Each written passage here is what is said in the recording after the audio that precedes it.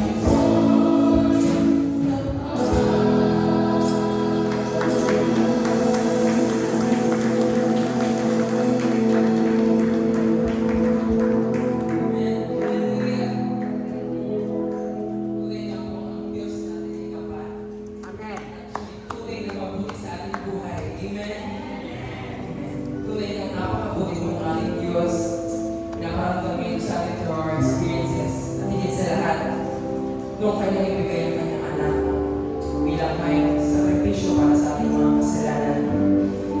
Once we truly understood this, mga kapatid, this grace, deep down in our hearts, na yung labis-labis na pasalamat. Amen. Masahin po natin sinasabi sa Romans 12, verse 1. Kaya nga mga kapatid, alang-alang sa masaganang habag ng Diyos sa atin, ako'y nakikiusap sa inyo na ialay ninyo ang inyong sarili bilang isang handog na buhay, banal at kalugod-lugod sa Diyos. Ito ang karapat-dapat na pagsampanalin sa Diyos. This is the desire of our hearts, mga kapatid, sa pamamagitan ng Espiritong binigay ng ating Panginoon. Ang buhay na ito ay hindi karapat-dapat, ngunit pinagiging dapat. Araw-araw, binabago po tayo ng Diyos. Pinagiging banal tayo ng Diyos. Amen. Amen. Let's continue to worship our God.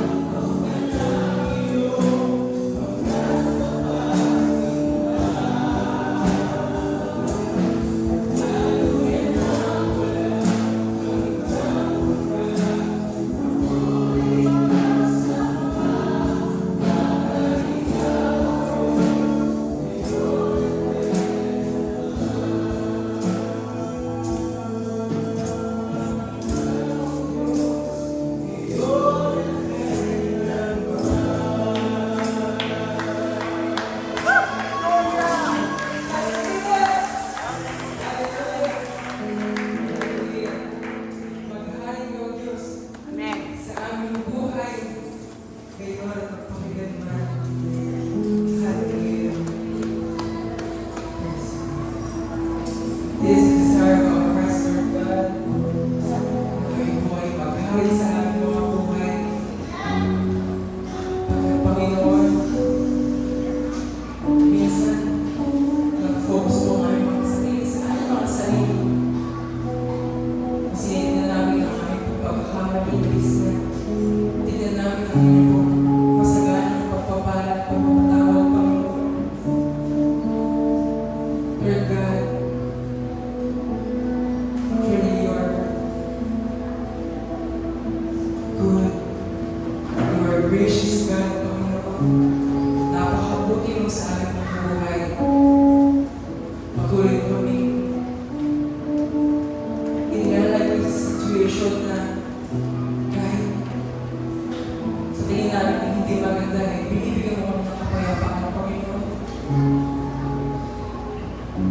Na nagagawa po namin ang mga bagay nito hindi dahil kami po ay mabuti, hindi dahil kami po ay magaling, Panginoon, pagkat alam po namin ang katotohanan na kayo po ang may gawa na lahat na ito.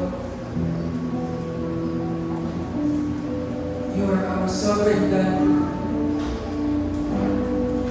Even our free will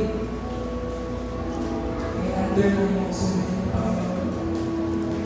Kaya wala po kami dapat na ipagyabang sa inyong mga harap. Kaya sa umaga ito, Panginoon, patuloy kami lumalapit sa inyo with a humble heart na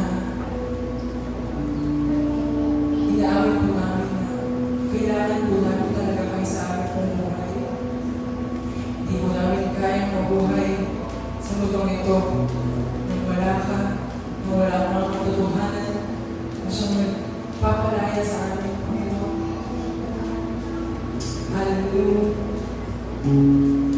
Ama, marami pong salamat for this wonderful privilege, Panginoon, na ibinigay mo sa bawat isa na kami po ay narito ngayon upang pagsalusaluhan ng pagkain spiritual inandaw po para sa amin. Thank you, Lord God, dahil hindi mo kami pinapabayaan.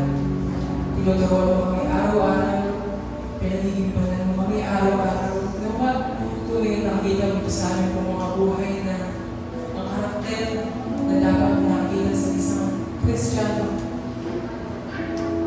Ay kung nakita mo gawa sa aming buhay, hindi lang tuwing Sunday, tuwing Thursday kami nagiging matuwid, kundi dapat makita mo nawa, Panginoon, araw-araw kayo nakita sa amin.